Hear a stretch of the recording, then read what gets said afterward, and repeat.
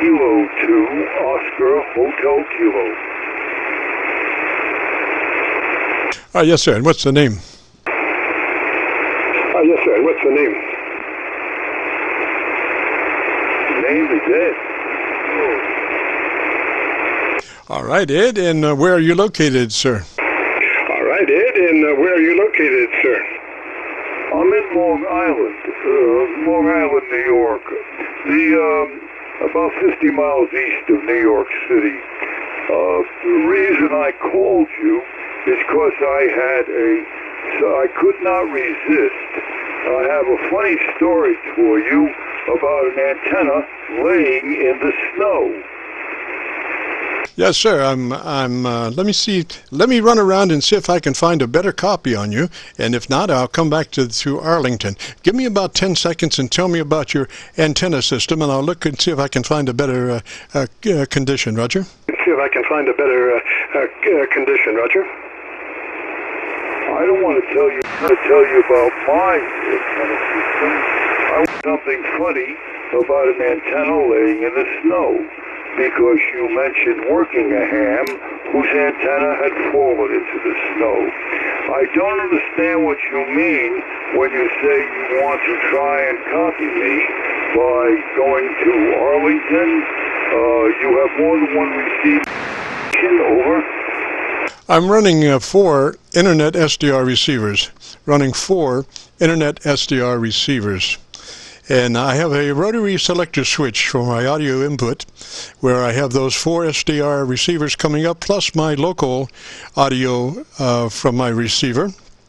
And they're all on a rotary 6-position rotary switch.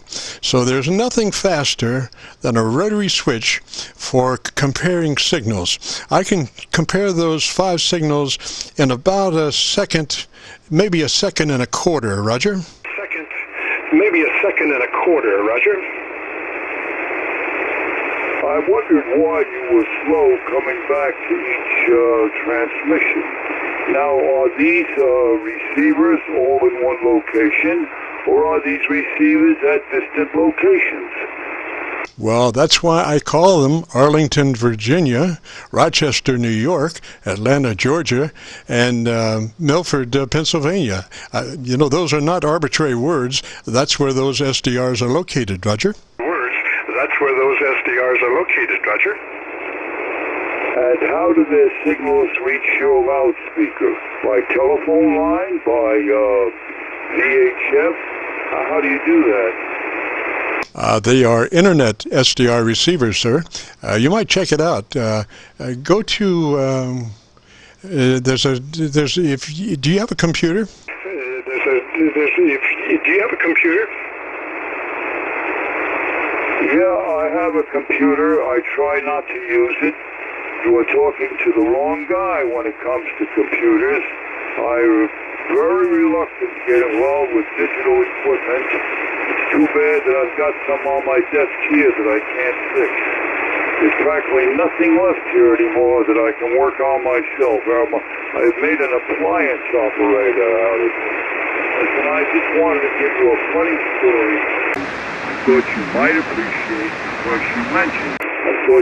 appreciate because you mentioned it. Are you ready to copy? Oh, I am rolling in record, sir. Go ahead. Okay.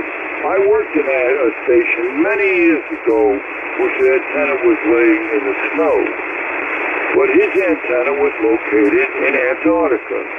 I'm an old ham, and in those days the mail used to go in and out of Antarctica by amateur radio. And amateurs could talk to the guys down there frequently. I had an antenna system that was very well suited to working Antarctica. I had a 6-full wavelengths on 20 meters pointed right at Antarctica. And I used to work them all the time. At any rate, the guys at McMurdo had a V antenna, 500 feet on a leg, pointed north, because from there everything was north. And it was laying on the snow. But here comes the kicker. The snow was a mile above the ground. Oh, roger that. Roger that. Well, you know, I don't know, but I would think that that much snow, detuning the antenna would not detune it much more than, say, 6 feet of snow. You know, I doubt that the mild, deep snow would detune that antenna too much more than, say, 6 feet of snow. But that's only my thoughts, Roger. But that's an interesting story. Thoughts, Roger, but that's an interesting story. Well, the snow was a mile deep, so therefore the antenna was a mile in the air. Oh, now I catch your drift. Roger, I see that now. But I guess it's all relative to your local, what do you call that? Your local height above sea level, because I'm sure that the well, I don't know, but that's interesting. If that mile of snow was actually helping him overcome his problems of propagation, Roger. Problems of propagation, Roger. Well, they were particularly good years for high frequency propagation. You know, they have information that going back 200 years on the sunspot cycle, we didn't have radios 200 years ago, but they know that around 1958 they had the best conditions that have ever existed. And if you got on the air in those days, you just threw a switch, and 24 hours a day you could work the world. It was, I remember a ham I'm very closely associated with, like 10 meters. And 10 meters was open all the time, and he was running a DX100 AM transmitter at the time, and working the world. It was a very different condition, a very friendly atmosphere amongst DX operators, because they were not pressured to get off and work the next guy, you know, before the band fades. I don't have your first name. My name is Ed. As I said, I'm in Long Island. I'm in Smithtown, Long Island, 50 miles east of New York City. I'm running 300 watts here, and using a vertical delta loop antenna close to the ground. Now, about your SDR receivers, the SDR, I've worked hams who have SDR receivers in their shack. These receivers are receiving. Well, you have a receiver in Rochester. You're getting a signal from Rochester. Do you have a receiver up there in Rochester that you're picking up on? That's sending you its audio by internet. Is that what's going on? Yes, sir. There are SDR receivers all over the world. There's, thousands and thousands of SDR receivers all around the world. I'm mainly interested, I usually just am working the East Coast, so I'm just interested in the SDRs around the East Coast. And I have specifically chosen Atlanta, Georgia location. There's an SDR location there that sends me a signal on the internet. It's an internet SDR location that I can go to that and dial the frequency 7188, and it'll start giving me its receiver output down the internet line. And I have 4 SDR receivers that I'm running that are connected to these remote SDR receivers. So the idea is that I can get maybe closer to my 100-watt friends by getting an SDR in their location. Roger. SDR in their location, Roger. Who positions and who owns these receivers? Oh, they're all owned by local folks, local hams. They do it as a service. There's no charge. By and large, there's no charge. And they are just great amateur radio operators, Roger, that want to further the science of ham radio. Further the science of ham radio. Well, I realized, I knew right away there would be no charge. I thought maybe there's an organization, an amateur organization that positions them. I have another question for you. Now, if in order for you to hear them best, you listen to the SDR receiver, how do they hear you? Are they,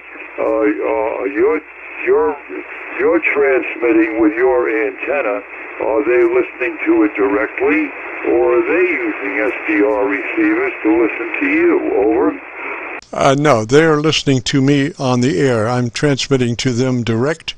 We have a very specially designed dipole antenna that primarily works the East Coast from Montreal to Miami, with a hotspot in North Carolina, and we're usually doing about 20 over, so it's not a problem for them to hear me. It's me being able to hear them. I'm running 2,000 watts PEP, and so I usually don't have a problem being heard. Roger? Usually don't have a problem being heard, Roger. Well, now you're talking amplifiers, and that's getting closer to my backyard. What are you using for 2,000 watts PEP? And I thought 1,500 was the limit. That's DCN. I'm talking PEP radiation. This is a Heathkit SB220, sir. Heathkit SB220, sir. SB220, is that running 572Bs? No. No.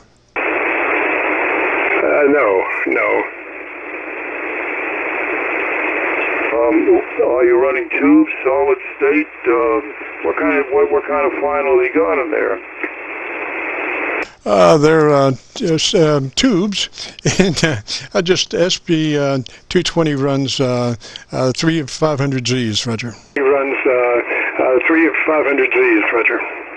Oh, well, 3 500Zs. I was once in a plant where they were making 500Zs. Oh, beautiful tube. They were annealing them using RF to shut them down when they got the vacuum out. Roger. Well, these are truly amazing tubes. I'm running these for the last 3 years at less than 50-50 duty cycle, so they are hanging in there, and so we are very, very proud of that. Our Elmer set it up for us specifically because he knew that we wanted to wring the last watt of RF out of there, and that's what we're doing. That's why we're 20 over from Montreal to Miami, Roger. That's why we're 20 over from Montreal to Miami, Roger.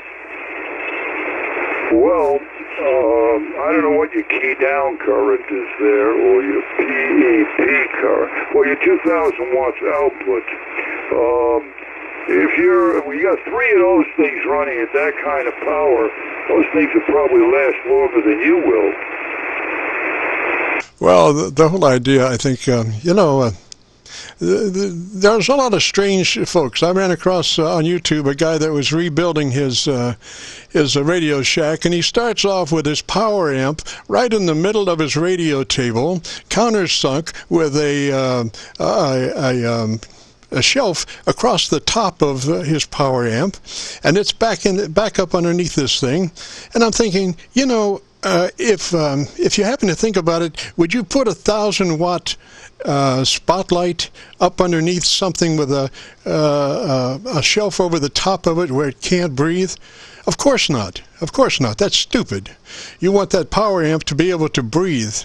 And on my power amp, it's on a 4-foot pedestal. There's nothing around it, nothing beside it. The only thing is an exhaust blower at the top of it, blowing out just above the tubes. But there's, the whole idea of a power amp is for it to be able to breathe. The idea of a power amp is for it to be able to breathe.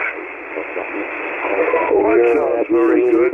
I knew a ham once running a 4-1000, and he was pumping cold air into the shack with a about 1.5 to 2-inch flexible hose with a squirrel cage motor outside the building, pumping cold air into the thing to run it cool.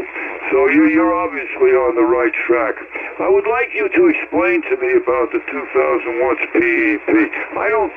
I've never run that kind of power. I have I think 600 watts out of this thing. I run it at 300 watts, and I had home brew amps. I ran them a little harder, but I thought that, so I'm not aware of what the upper limits are. I go back to when we had to measure key down current at 1 kilowatt in as a maximum. Nobody owned a power output meter. They were too expensive.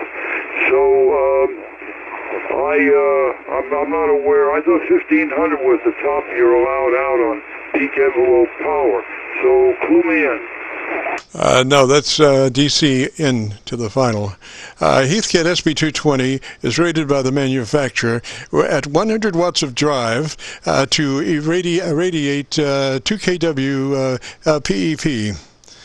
That is, the SB220 with 100 watts of drive delivers 2,000 watts PEP, which is 100 is a kilowatt RMS or thereabouts.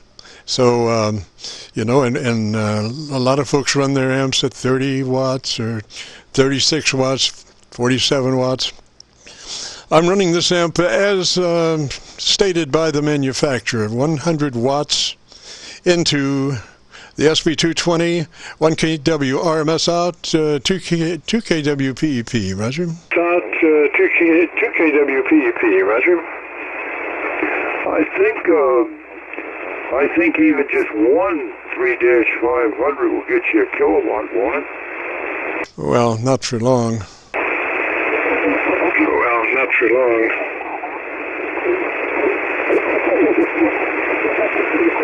Anyway, we've been running in this configuration for about 3 years now, and have no problems. In regards to that, we have had some issues that we've had to deal with along the way, but nothing major, Roger. Nothing major, Roger. No, we were doubling there. I don't know where you are. They got 4 different receiving locations. Where are you actually located physically? We are located near Louisville, Kentucky. We're just across the river in Indiana from Louisville, Kentucky. I can see downtown Louisville from where I am. Kentucky, I can see downtown Louisville from where I am. Okay, so you're in Louisville, but you're receiving signal. That's really great. You got 4 different locations. And then, of course, you can turn on your receiver and you have 5 locations, right? Roger, and they all appear on a 5-6 position rotary switch.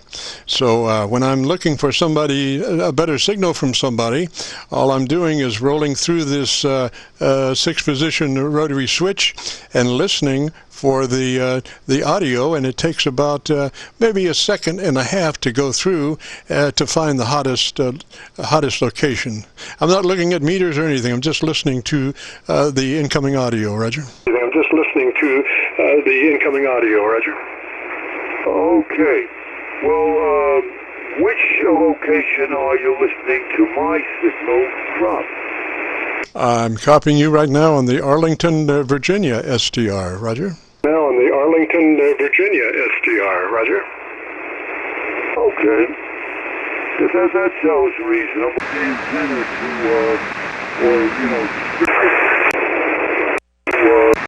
description of the antenna up to the league, to the guy who, I think it's W1, I forget his call, W1FX, I forget, wrote the definitive articles on loop antennas. And this loop antenna is a little different than most, because it's got a radio system in it.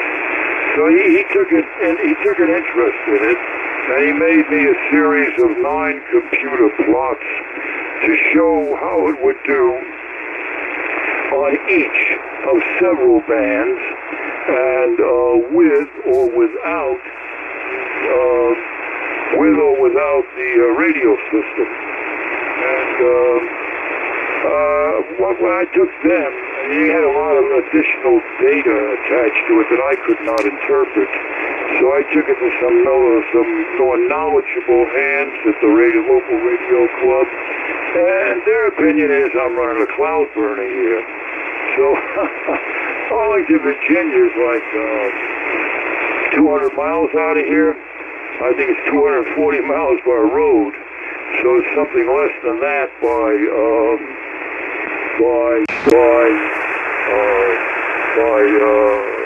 straight. We have a big sailor, right? The straight line, as the crow flies, there, that's the expression I want. Fucking 240 miles maybe.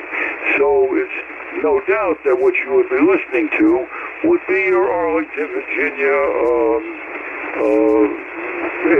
receiver.